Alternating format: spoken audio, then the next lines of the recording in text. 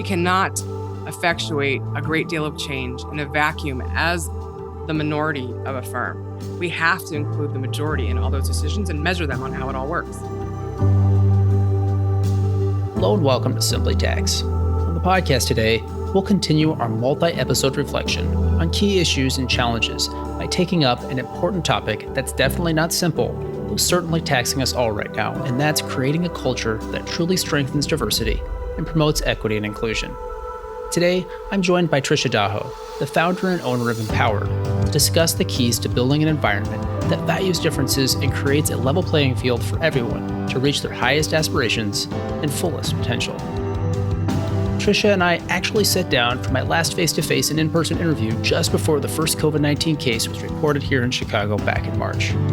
Now, as you're well aware, and we'll further discuss, events since that time have shown a spotlight on the work that still needs to be done in this area. The recent, highly publicized, and unacceptable series of deaths of Black Americans, including George Floyd and other all too similar incidents, are tragic reminders of the seen and unseen effects of violence, racism, and oppression against Black people across the United States. In light of these recent events, I gave Trisha a call to follow up and ask her advice for individuals and organizations who are grappling with the next steps to take and how to make and sustain some much-needed change. Let's get started with Trisha's background.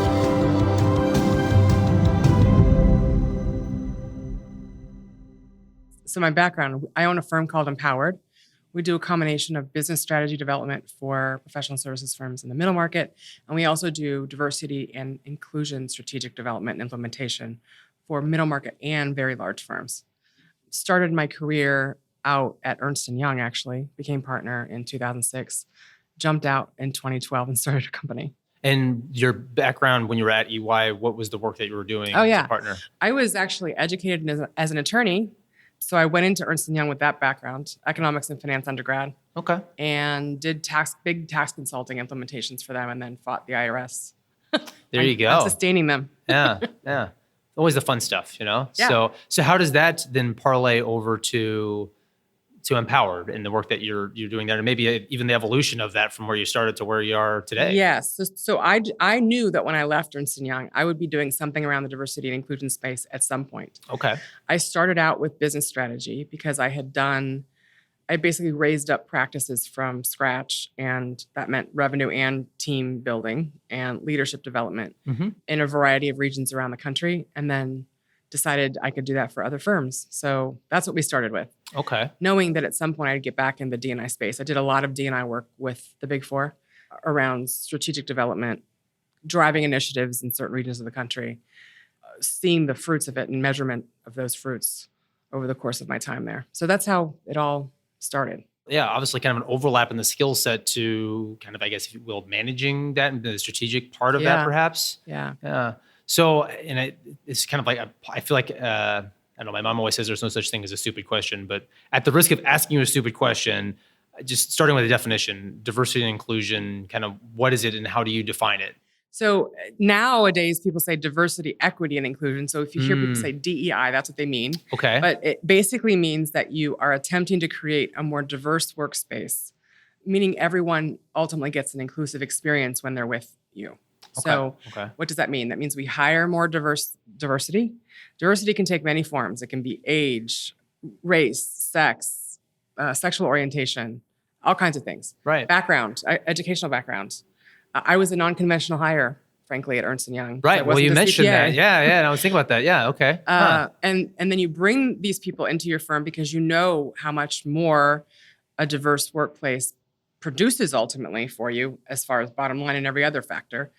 And you make sure they have an inclusive experience. That means that they have all the support, education, opportunities, and frankly, constructive feedback they need to be wildly successful and reach their fullest potential while they're with you. So that's how I would define it. When you're not, especially since you're doing that work and you're consulting and working with businesses large and small on it, I mean, is that generally a starting point of establishing that baseline of what it is that you're trying to do with it, or is it kind of already understood since they're reaching out with you at that point in time? Well, it's a combination. I'm getting into spaces now where they haven't really contemplated any kind of real D&I strategies. They usually start with diversity. Frankly, I'm not sure that's such a good idea. But that's usually where it goes. So they're looking to hire more diversity. They're looking to attract more diversity based on their brand out in the marketplace, especially with recruiting. They're looking to places that have more diversity to begin with to recruit from. The problem with having a lot more diversity in your employee pipeline is that if you haven't solved the inclusion problem inside the firm, your diversity is going to bleed out at some point. Like, for example, in the accounting industry, more than half the people that graduate with accounting degrees are female. So you have at least 50-50 when you start out. But by the time you reach manager level, a lot of those women have left, and your pipeline of potential female leadership goes way down at a certain level, usually the 5 to 7 year level in your industry. So what are we doing? What are we missing? Why aren't they staying? What is different about their experience versus a white male experience in the same place? And how do we change that so that they stick around? If you get so many people into leadership that are diverse, usually the magic number is between 30 and 35% diverse. You start to see changes in culture automatically just by the nature of who is sitting in leadership. But we're not there yet in virtually any industry. It's like putting a Band-Aid on, almost like you said, you focus on the diversity piece versus the inclusion piece. But why do you think that is, that people like to start on the diversity side? It's very easy to understand. Okay. It's easy to understand. It's easy to deploy. It's easy to effectuate change in that realm. It's way harder to change how someone experiences your firm when you have, let's say, in the case of a Big Four accounting firm, 300,000 employees, and they're all also the product.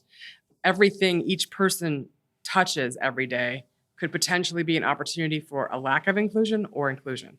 And that's why it's so hard. It's every single individual and their behavior and their words and their actions every day.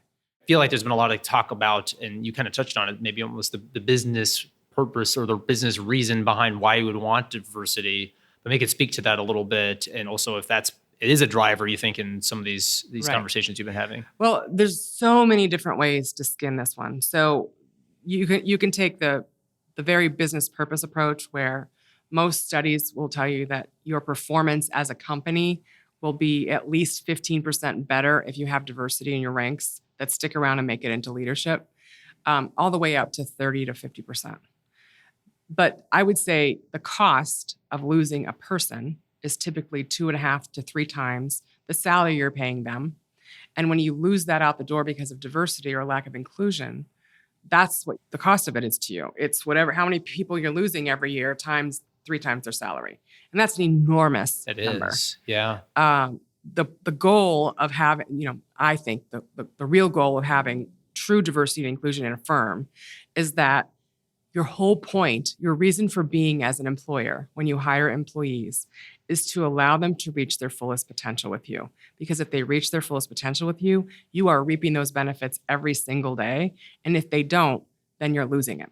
No, I like that. And it just makes, kind of makes sense. Common sense, right? But then sometimes things that are common sense aren't always the easiest things to change, or like you said, moving the needle on like the inclusion piece. I mean, takes a lot more, rolling up the sleeves and work over time. But maybe, if you're an organization that's looking to make a start on it, or a restart even on one of these sorts of endeavors, kind of where's the starting point? Where do you start? Well, I would start with an assessment of where you sit now. That can take many forms. You can do really nice survey designs for your own people around how they feel about their position at work and how they get supported. We did ones in the big firms I've been with, and they were relatively straightforward. They were no more than 12 or 15 questions. They were very enlightening. They told us what we needed to work on just by nature of the answers. You can also do a lot of culture studies and culture assessments. So you can have someone come in and do culture assessments on where you sit, where the holes are and gaps, just like any other strategic development that you'd go through. If you were defining a marketplace, you're basically defining your own culture. You can do benchmarking in your industry and find out where other firms sit on the issues and what they're doing that's being successful. That's a good way to do it. But you can never understand fully where you go until you know where you are right now. I'm a big firm believer in that. Got it. So yeah. if you, for example, first of all, no one thinks that they have a real problem with inclusion. Most people don't. Why do you think that is, I guess, or why have you found that to be the case? Are you familiar with the terminology around unconscious bias or implicit bias? I am, yeah. All of us have it. All of us are effectuating some measure of it every day at work, at play, at home, everything. Right. We are wired genetically to have bias in order to keep us alive back in caveman days. And now it turns on in the wrong ways when we're interacting with other people in the workplace. Yeah. So no one wants to believe they have a bias that would actually harm another person. It's just instinctual that you would think, of course I don't have any of that. Of course I'm not doing anything that I would intentionally harm someone with. I guess starting with the idea that there are beliefs that you walk around with every day that could be potentially harmful to someone regardless of your intention is where you have to start. And then how does that change the way I do work every day with people that come from all different kinds of places in the world and determine what happens with their careers, more importantly. And once you've got that level of self-awareness, then the other stuff starts to come much more easily. But firms have to understand that none of them are doing a great job of it.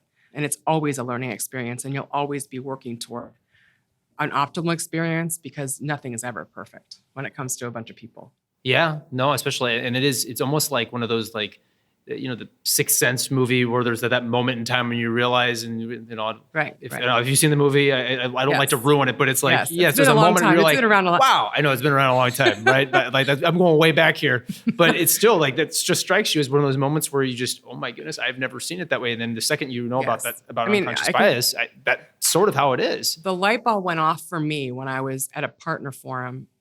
They had the woman who started, one of the people that started the Implicit Project out of Harvard.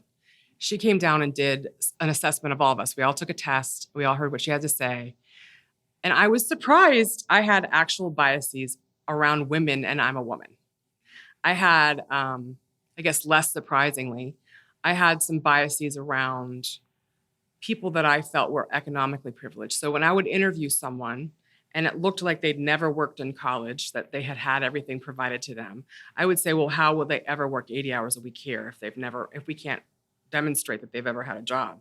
That's a bias. That's a bias that I was actually effectuating toward other people that impacted them badly. And I had to do something about it. Sure. So we all have it. It's just to what extent and how much we manage that bias once it becomes conscious to us. Well, that is the hardest thing. It's probably very individualized, as you said. Yes. But I mean, are there, when you're working with people, kind of getting over that hurdle, recognizing step one, step two is doing something about it. Yes. How do you do something about it? So most firms start with some kind of training. Mm-hmm. Unconscious bias training is huge right now. Yeah.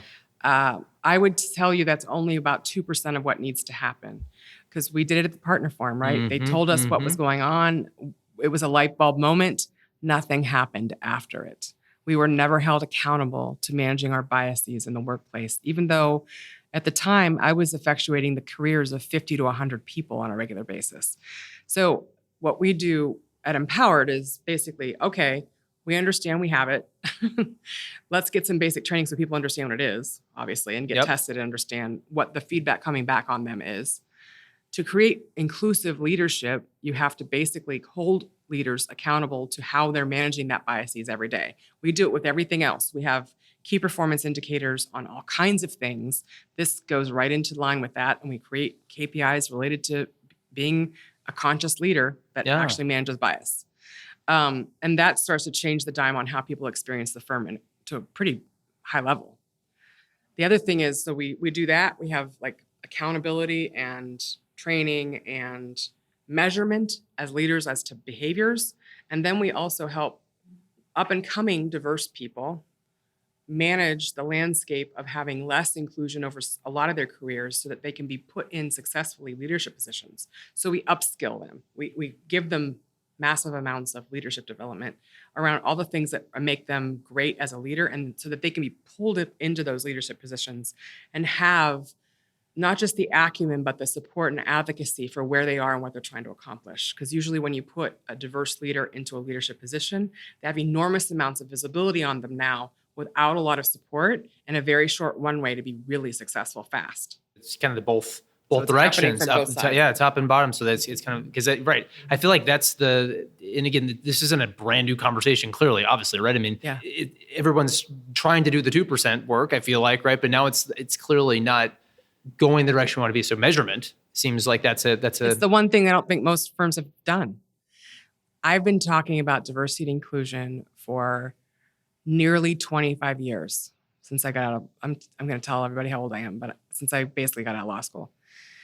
We've been building awareness for over 2 decades. We have been doing a lot of diversity pipeline stuff where we bring in more diverse people, we watch their careers to see how they're doing, and we see if there's anything we can do to help them or give them different opportunities. That's all very nice, but until you hold the leadership of the firms accountable to what they effectuate every day with their interactions with everybody, nothing is going to change that much in the inclusion environment anyway. So I've been saying forever, since I was a 20-something-year-old, that we have to bring white men into the conversation. We did lots of forums on diversity and inclusion, lots of women's forums and women's events and women's affinity groups. And these affinity groups are all great, but they never get to the point of actually bringing the rest of the firm in that has had the experiences they should have had and say, we're going to hold you accountable to the way the rest of this firm works with you. And that's what I think needs to change the most. So really, it's inclusion in the greatest sense of including, not to say it's better or worse or whatever, but the white men, right? Correct. We can't do this in a vacuum. Right. We cannot effectuate a great deal of change in a vacuum as the minority of a firm. We have to include the majority in all those decisions and measure them on how it all works. If you want it done, you got to measure it, or you do what you measure, or whatever the saying is, right? It's basic, but again, sometimes those basic things are the hardest things. Sometimes to shift the mindset. Well, we're asking people to change their beliefs and behaviors every day and holding them accountable to that, and that's a tall order. I know it is. It's just that I have thought about this for so long. I don't see another way to effectuate a great deal of change in the inclusion space. So we've kind of talked through some of the tools in the toolkit of how you would go about it. Are there others that you kind of bring in or that you've seen have worked well when trying to move the needle on diversity and inclusion? We are a pretty small but growing very fast community. There are a lot of people out there that do some form of D&I work. Most of them are trainers now, so they're doing a lot of training around unconscious bias and how inclusion is supposed to look, what it looks like when a firm allows their people to feel a sense of belonging when they show up. To me, a sense of belonging is like the tip of the iceberg, though, frankly. People don't want to just belong. They want to be given everything they need to reach their fullest potential. And that includes even things that don't seem really positive, like really constructive feedback. So when you, for example, go to a meeting and Sally has a role and Joe has a role, and Sally communicates in a way that didn't hit the mark exactly, and Joe said something that didn't hit the mark exactly, we'll tell Joe because we're so comfortable talking to Joe, and Joe can take it, right? We're uncomfortable telling Sally that she could have done things a different way, and this is something she needs to work on, and these are some options for her to think about when she goes to another meeting. We don't ever give her the feedback, so she goes through the ranks. I made partner in 9 years at my firm. And all I was ever told was, keep just doing what you're doing. You're doing a great job. Just keep doing what you're doing. There were certainly things I had to work on, but I had to figure that out myself. I was never given that feedback. So a lot of this is, yes, everyone should get great opportunities. Everyone should be given as much responsibility as they can handle. Everyone should be given bandwidth to grow and even take risks in a limited way, right? And I know I'm saying that in an accounting firm, but you got to. We got to give people some chances to learn from that. But you also have to be willing to have the conversations that are uncomfortable, because that is a huge part of what inclusion is all about. So measure that. How many kinds of those conversations are you having every day? Are you making sure that Sally hears what she needs to hear so that she can get where she needs to go in the firm and what she really wants most for the firm? Do we even know what Sally wants? I was pretty direct about what I wanted. A lot of people are not. They don't feel comfortable having those conversations. And we have to, as leaders, we have to give them the space to be that comfortable to tell us what they most want and need from us. And perhaps it's also challenging, again, going back to why the inclusion part is so important, that to have those skills, to have those challenging conversations is just, that's a tall order for a lot of people. Maybe not equipped that way. Yes. I know. And they need to train them. And they need to be leaders. Right? Yeah. There aren't, frankly, and we can have a whole other podcast about the quality of coaching, right? But most leaders need development that is beyond a training in another place a couple weeks a year. Right. They need to have ongoing conversations about how they handle things like difficult conversations and deciding who gets hired and deciding who gets promoted and deciding who gets the best opportunities with our clients. All those things factor every single day into how someone experiences the firm. And it's all on us at some point to do the right thing. And I don't think most leaders want to do the wrong thing. They just aren't equipped to do the right thing. Right. And then just the busyness of every day on top of that. So there's, not equipped, there's always something going on. It seems like there's a reason. Typically not measured. So then exactly. So how are you going to, it's not going to be the focus when you're already feeling like perhaps you're a little bit underwater, and you also feel like maybe you're out in the ocean without not really being able to swim because you don't really have the tools to do it. And I know, again, it's very individual, like some of those conversations, but are there tools? So for example, myself, if I want to get better in that area with having more of those challenging conversations with in general, but also from someone that has a different background than I do or a different perspective than I do, any tips or suggestions that you'd offer? I think the most important thing to remember is that you are never going to fully understand the experience of someone that goes through things that you would never comprehend. So you have to believe them when they tell you. I only have so much credibility as a white woman. So when I'm trying to understand what it's like for, let's say, a Black man to go through the same experiences I did in the same firm, his experiences are gonna be very different than mine. He's gonna perceive them differently than I do based on his experiences. I have to understand that and ask him to help me understand, because I'm not going to understand automatically. So the first thing we need to do is believe people when they tell us this is what they're experiencing, because we don't understand what that experience feels like. The second thing is to be absolutely intellectually curious when it comes to how to be a great leader, because how many books are there on leadership? 17 million or more? At least. Yeah.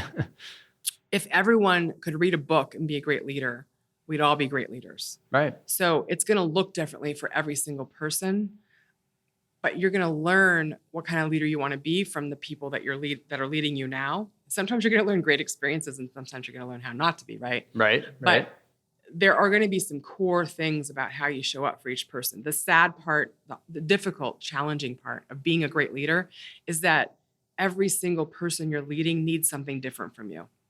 And you got to be willing to find out what that is in order to show up the way that person needs. That's the hard part. You can't assume anything about anybody. Right. That's, I guess, rule number 2. Assume nothing about anybody. Okay. Figure it out.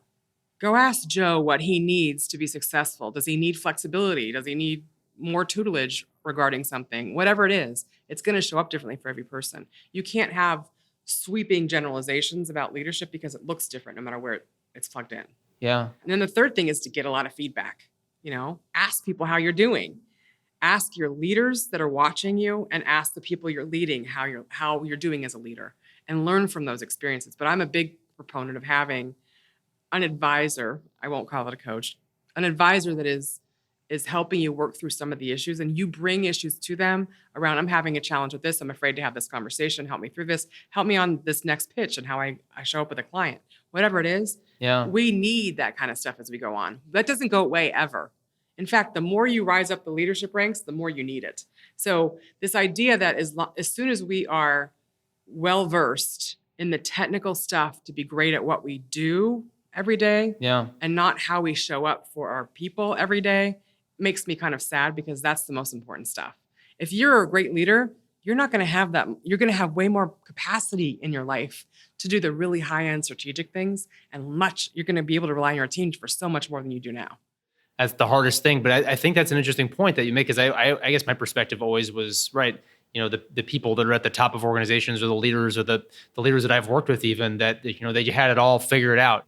But they don't. And really, truly great leaders are always figuring it out even more. Yeah. And getting some help along the way, right? Absolutely. I mean, how many people are in the Olympics never had a coach? That's a great point.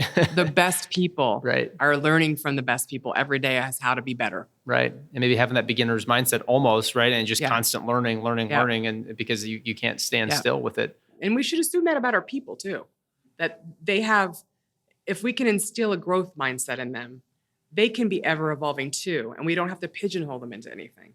There's a book called Mindset that says, I forget what the other end of that coin is. It's like a stagnant mindset where you're born with whatever you have and that's it, and a growth mindset where you can constantly be evolving into your next best version of yourself.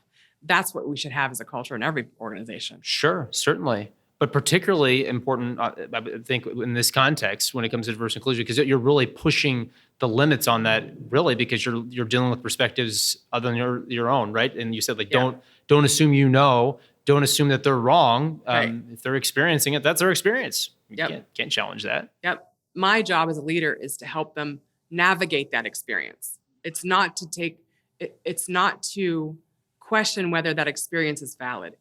It's valid if it's been brought to me. My job as a leader is to help them navigate it. I like that. I'm reflecting on that for a minute because I feel like that's, they don't, it's never framed that way. But if you think of it that way, that also, because like you mentioned, it's the challenging thing about being a leader is all different. And, you're helping people navigate, and it's like you're like a different road for the journey every single time. So there's no common ground there. But at the same time, that's almost like the, I don't say the fun part, but that's the part that makes it like challenging in a good way too. It makes it fun to come to work and fascinating. Yeah. I mean, you're going to have ups and downs for sure. Yep. I remember when we all have presumptions we shouldn't make. I was transferred from Detroit, where I made partner, down to the Carolinas to run the practice down there for a while. And I was given a team that was virtually all women with small children. And my practice was one in which we traveled all over the country and did all kinds of things all the time.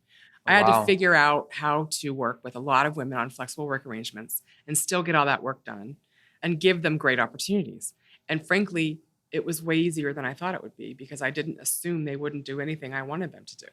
Yeah, right. And we became a machine of getting enormous amounts of work done with people on flexible work arrangements that were 3 days, 4 days a week.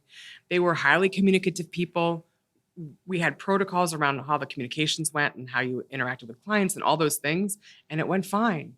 But, the presumption would have been, oh no, how am I going to get do this? There's no way. Yeah. It's absolutely possible. People will show up for you if you show up for them. So how was that? I mean, day one, showing up in that situation, kind of knowing that challenge, did you establish those protocols and communication style? Yes. Or, okay. Yes, I was lucky that I was in a practice that was really, really honed in on how you did project management and how you did the management of big teams to get giant projects done. So that helped. Yeah. But every single person on that team showed up for the other people on that team to make sure we all got it done. And it wasn't that hard. It wasn't nearly as hard as I thought it was going to be. You just approach it as, well, of course you can do this. We're going to get it done. And it's amazing what you can get done if you think of it that way, right? The expectations we have for people have a lot to do with how they show up for us. And if you can manage those expectations higher, I've never seen a situation where a team doesn't rise up to meet them. Got to be positive, right? I mean, it's the energy and real at the same time, right? And I think that sometimes is that perhaps a headwind, if you will, for organizations if it's not, hearing other stories of where maybe it feels like words on a page and it's not real. Yeah, if we're giving lip service to it, if we're doing everything we can to land in the top whatever magazine on great places to work for diversity or for women, that rings very hollow to the people inside your organization that are facing the challenges every day. And so I would caution you to make sure that it's showing up authentically in your organizations and that people can see the changes and the movement towards a more inclusive work environment. Because if they can't, you're still going to have the same problems 20 years from now. Right. And then again, you maybe do some of the 2% work, if you will, of becoming aware and doing some of the training. But if you don't do anything with it, then the actions speak louder than the words. It was simply an intellectual exercise that made you feel better about yourself. Right at the moment. But and it's not necessarily easy things that you're talking about when you're talking about changing a core unconscious bias you didn't even know you had. Correct. I'm asking people to do the hard work and to act, because I assure you that if you do the hard work, it'll be rewarding to you in ways you can't even fathom right now. You mentioned some of the areas, but what are some of the resources that you think are very effective? Coaching, obviously, getting a coach, that's a big one. But some of the ways that you can kind of start down that road. Well, there are many firms like mine that do diversity and inclusion strategy development and consulting. They take all kinds of different forms in different firms. I would engage with the people that you already have in your affinity groups. I see a lot of big companies multi-billion-dollar companies that have employed or deployed affinity groups or ERGs to the max. They have lots of affinity groups. The issue is that the diversity and inclusion people that are trying to actually effectuate change firm-wide aren't communing with the ERGs or affinity groups in any meaningful way, and they have the opportunity to get an enormous amount of knowledge and, frankly, ideas from those two things. So bringing them together and making sure that they actually can both drive some strategy. Talking to other organizations like yours to see what they've done and what's worked and what hasn't worked and what they're still challenged by. I'm a big, firm believer in putting forums together where those kinds of intimate, hard conversations can happen in a safe place. Obviously, reading. There's a lot of reading now on, you can get all kinds of stuff from Harvard Business Review up to organizations like Cornell has a diversity certification program. There's all kinds of places. When you're ready, there's a million resources, but I would start with someone who can help you manage those. I mean, if people contact our firm and we don't do what they do, we have a huge cadre of other resources they can reach out to for similar types of work that do different things. It's kind of a new frontier almost for somebody that's starting out on it, and you need somebody that kind of guides you the right direction, right? Yeah, Because you don't want to just start down a road to. You can't. I actually have a firm right now I'm speaking to this week. They got a lot of pressure from their biggest client, who's a Fortune 100 client, to basically install a diversity and inclusion program of some sort in their firm. And so they're getting that pressure. They want to reach out. They reach out to me. They're asking me to help them figure out what they want to get done. They initially said, "What does it cost to do everything that you do?" And I was like, "You're not even ready for everything that we do." So it's really figuring out where you sit currently, what change you're trying to effectuate, and what results you're trying to get. And then we can help you figure out how to get there and help you implement the stuff you need to implement. It sounds like a plan, a strategy to do it, because it's the way you get there is step after step. It's not trying to, And every industry is going to be different as to how it gets approached. Great point. Everyone's in a different place. Some people are way further along. Some people are just starting out. All those things factor into what you need to do now to make sure that in 5 years you have the workplace you want. No, that's always challenging. Again, sometimes getting out of the day-to-day to looking forward down the road at that pipeline or the destination that you want to be. And perhaps maybe that's another challenge with some of the success of some of these programs is if we're not measuring it, to your point, and it's not an immediate thing that's right in front of us, sometimes we get stuck in the day-to-day, and it's hard to get beyond that to the next thing. Yeah, one of the things driving your industry right now, especially in the middle market, is the war on talent. So everyone's looking for talent. They're looking for it in the same places, which are not very diverse. Where can we go to get unconventional hires? Do we have the onboarding strategies to bring them on successfully and make them really useful fast, right? And why are we not tapping into them right now? Accounting is hard because it doesn't attract a lot of diversity to it. Right. We have to figure out ways to reach out to those people early on in even in their education, to get them involved in what accounting really means. And frankly, the vast myriad of things you can do in accounting that has nothing to do with a basic accounting degree. Absolutely. Yeah. No, and I find that, there's not maybe back to that education point, there's not a lot of awareness around that. Right. I always say, hey, if you're going down the accounting road, you're on the right track. And then, because there's a lot of different things you can do with it. Right. And but the brand in the industry is like a guy with a calculator and a pencil. And that's so beyond where we are now with accounting. Yeah. I mean, I don't even use a pencil anymore. I don't know what I actually do, but I'll use one. I remember when I first started, they had pencil sharpeners in the office. They don't have that anymore. That's true. We moved our new spacer, and there are no pencil sharpeners, I'm pretty sure. So that's funny. Yeah. So I guess what haven't we touched on this topic that you think is worth mentioning at this point? I think we've covered a lot of space. What I would tell you is that given how the demographics of the country are changing, if you aren't thinking about D&I now, you're going to completely miss the boat, and you're going to be hurting in a few years. So I would start to think about it now. It takes a long time to create a culture that can bring anyone on and make them successful. And that's what we're charged with doing. So it's like moving a cruise ship. It doesn't happen overnight, but you got to start now on thinking about what you most want to do and why it's important to you. Because if you don't determine the why, you'll never get anyone on board to actually engage and be self-reflective and understand how they contribute to whatever isn't happening now. So I would start now.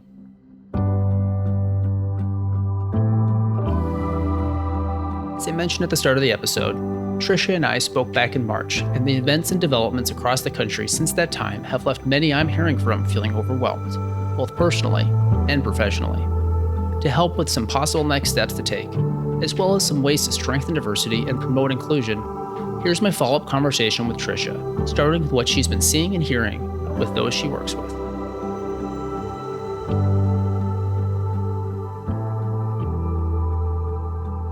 Most of the stuff that we've had people request of us in the last 2 months since George Floyd happened is related to middle market companies that didn't have anything really set in place yet. We're trying to just kind of patchwork it together, but nothing streamlined or obvious to the rest of the people they work with. So it's been really interesting because it's taken on a whole other sense of urgency that it didn't have in companies that really hadn't contemplated doing anything formally before. I see. Yeah. So I guess if you are one of those companies, those middle market companies, we'll say, that are kind of coming to it now and trying to make change, what's your advice to them as when they come to you and say, well, we really haven't done anything yet, but we want to? Do you start with the diversity? Do you start with the inclusion? What's your advice to them? Well, it really is case by case. So, what does your current culture look like is extremely important. What do you currently have as the way you're living your values or not? What is the makeup of the people you already have on your teams? How do they feel? What are their grievances? What is their feedback? All those things inform what we do next. But at the very least, you have to set up some protocols for how those conversations need to happen. Here's the thing. There are a lot of unfortunate conversations happening right now because people are ill-equipped to have them, both leaders and employees. Creating an infrastructure for those conversations to still happen in a respectful way that actually lives up to the values of the firm that are probably in place but never really codified is probably the starting point. And then you can talk about how all the other stuff that you're going to stand for and the policies you put together and the strategies you implement will happen. Yeah. So it really is kind of, you almost have to do that look in the mirror first, right? And kind of do that assessment to figure it out. But you mentioned kind of that the uninformed conversations. Any advice or tips for maybe educating yourself or just approaching it with an open mind? I've been thinking a lot about this because that is a lot of what I've done in the last couple of weeks with firms. I guess, first of all, assume nothing. Assume nothing. Assume nothing about the people that are partaking in the conversations that make you uncomfortable. Assume nothing about what they need or want from you. Assume nothing about whether you have the skills or tools to help them through these conversations. So start with, I assume nothing, but I'm self-reflective and I'm listening. Because that's the whole point of these conversations, that people coming from different backgrounds than you do have experiences that you will never understand fully. And so you have to listen to what they're saying. And their needs are going to be different. We can assume nothing. We can assume nothing about, for example, what women need as an entity. They aren't an entity. They're each individual people with different needs.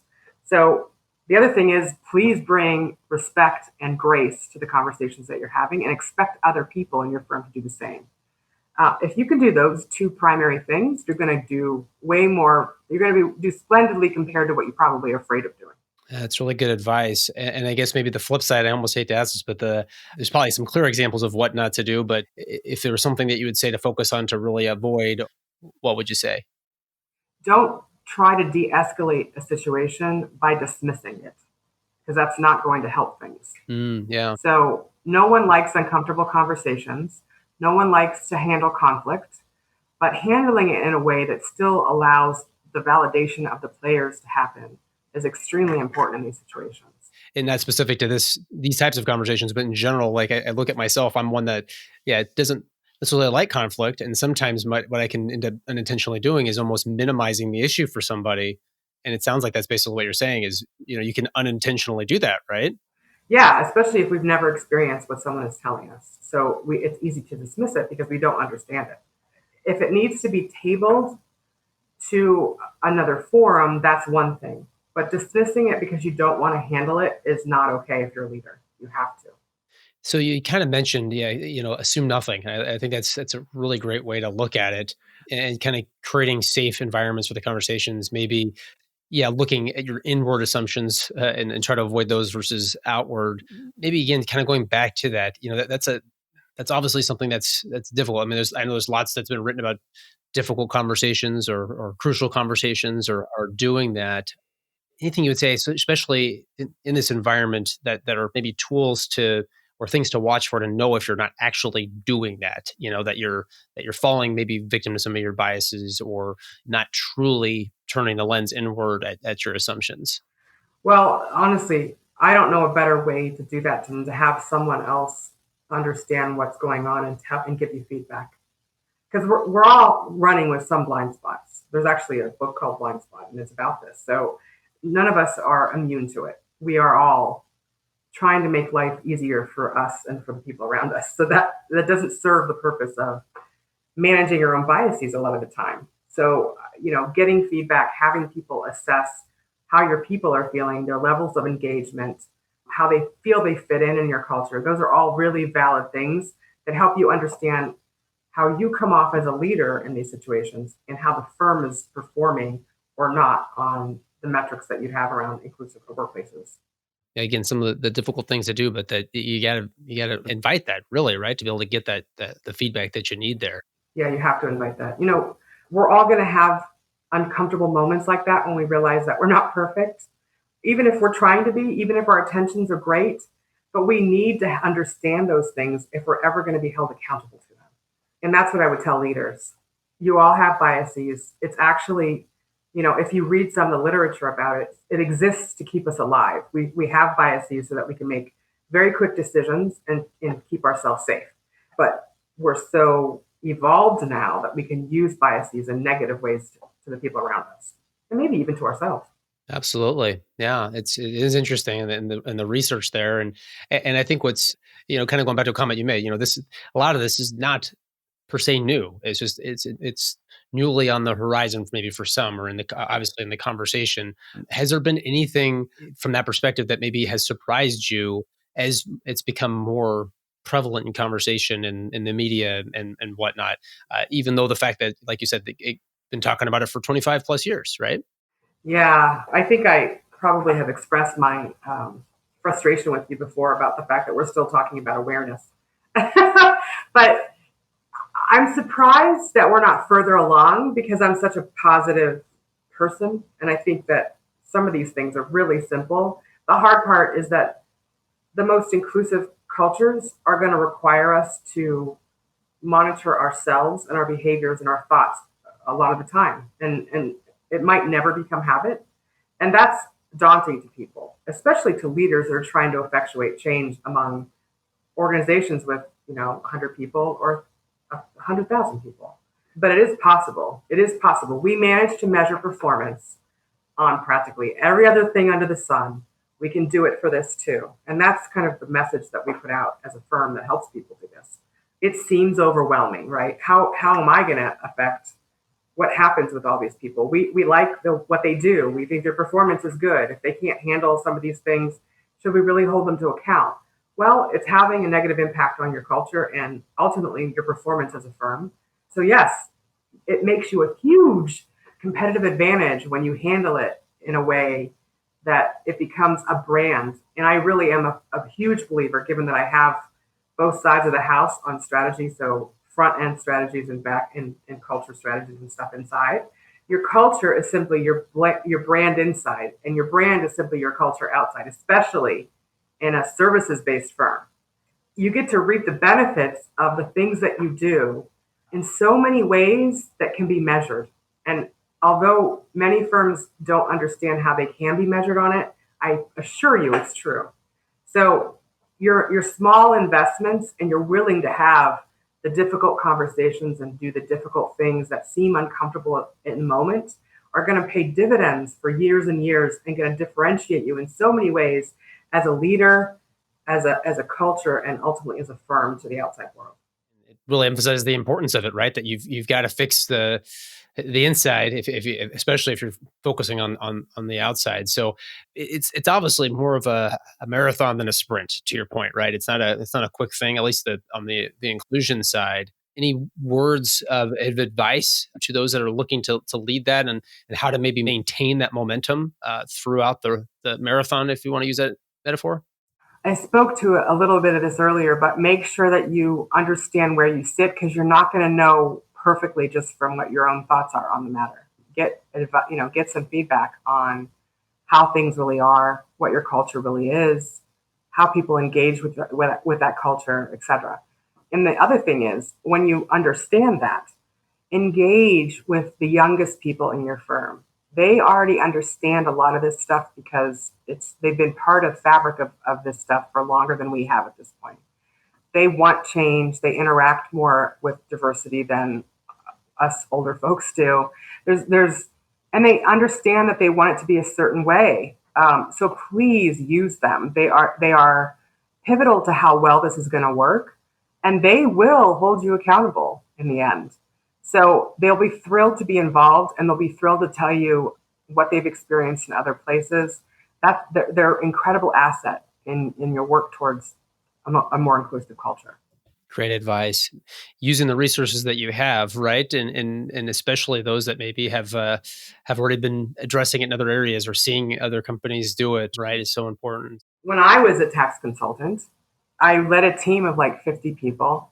We were all, doing site visits and stuff to places all over in the glamorous parts of the country, interacting with clients. There were, lots of technology that drove what we did. There were, financial stuff to do. There was interviewing. There was writing. There was persuasive writing. There was all kinds of stuff, right? And when you're doing that with 50 people depending on you, they are in the trenches with you. I mean, they're in the trenches. You're somewhat removed from it when you become a senior manager and partner, for example, in an accounting firm. So they have, way more of a finger on the pulse of what's really happening. And that's true for this side of the house with cultures too. And we should help them show us the way to some extent. So, and you kind of mentioned in a different context, obviously, technology and things like that. But I'm curious your take to, obviously we're still in the midst of the global pandemic that has had such a huge effect on us. I mean, just given the fact that, right, we initially had our conversation kind of during the midst of the onset of all of this, and it's changed the fact that we're having this follow up, virtually instead of in person. But any advice or things you would offer to try to, again, make a change to implement a diversity or inclusion strategy right now, given the fact that, a lot of this is happening virtually? Some of the difficult, unfortunate conversations that are happening remotely now because people aren't in the office, which makes it even more difficult for leaders to handle. But I think it even shows us in more stark contrast why we need to do this kind of stuff. We're going to be in a situation for a while in most firms that some of our people are going to come back to the office and some of them are not. And there's going to be a whole range from one end of the spectrum to the other on that.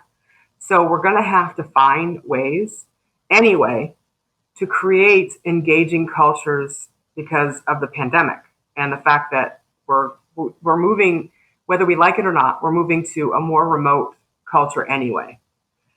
Which makes employee engagement and things like that, like inclusion, et cetera, and development, and all those things that make up a great firm, more important and more urgent to handle if they haven't already been optimized. It's kind of like you got to do it anyway because of the pandemic, so you might as well take a good hard look at how inclusive you are too. Just dive right in, right? The situation presents an opportunity to get it right, but it sounds like it's obviously rewarding work when you get it right, but hard at the same time, perhaps. Yes. And, I think based on the clients that we've worked with so far, it is important to have some humility and some grace and some intentionality. People will forgive you almost anything if you're willing to have those three things. So, hesitating to embark on a journey like that one, you can just divorce yourself from the idea that if I don't have all the answers now, I should just hold up, not and wait, because that doesn't make it any easier in 2 years from now when you get around to it. So no one expects you to be perfect. No one expects you to have all the answers right now, but they do expect you to take some steps in the right directions. Well, I'm going to ask a question. I'm going to imagine that I have an idea of the answer on here, but do you think almost that mentality of kind of waiting till it's perfect perhaps has played a role in the fact that having that same conversation around awareness and some of the basic principles here still to this day? Oh, absolutely. I mean, think about the accounting industry. And by the way, this applies to pretty much every professional services industry that I've worked in as a business owner. We don't like to be imperfect, Damien. No. We don't. We love to have all the answers. It makes us feel good and secure and confident in what we're doing, what we're telling our clients every day. Right. We don't like to dwell in the uncomfortable and the uncertain, So I understand that. I'm guilty of that. I want to be fantastic at everything I embark upon. I want to be great. That's why I don't golf. I'm not going to ever get good at it. So why? Why would I torture myself? It's the same thing, right? You get the chance to figure it out in a time when everyone else is figuring it out and no one has all the answers, and you get to make a huge difference. There really is no better time than now, because if you don't, you're kind of behind and you're catching up. I guess with that in mind, anything maybe we haven't covered or that maybe you leave with people as they look at making some changes that maybe you've been sitting and waiting around for the right time to do? If I could avoid one pitfall for a lot of companies that they make, it's that they give a lot of lip service that isn't backed up by action. And I'm a huge proponent of not allowing that to happen. Don't confuse your stakeholders about what your intentions are and back it up with what you're actually doing. That's true no matter what you apply it to, but it's especially true in this situation. So if you have, someone come in and train on unconscious bias or create facilitated sessions for you or whatever you're going to do to make it, seem like you're on the right track, but there's no follow-up action as to how we're changing the organization and the culture, it's going to resonate in a very bad way and it's going to make things worse. So don't do that. Make sure that you have the intention of actually making change and not just talking about it. I'd like to thank Trisha for sharing her insights and invite you to learn more about her and Empowered in the show notes of this episode, available at bkd.com/simplytax. As the title suggests, this episode is only part one of a two-part discussion on diversity and inclusion, and we'll take a look at and learn more about the experiences of women in public accounting in part two of this discussion. If you haven't already, please leave us a rating and review on Apple Podcasts or wherever you get your podcasts, and let us know what you think. It would also be great if you connect with and learn more about me on social media.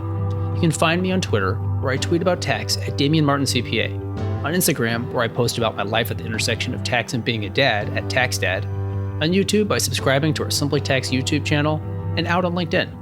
I'm Damien Martin, and thank you for listening.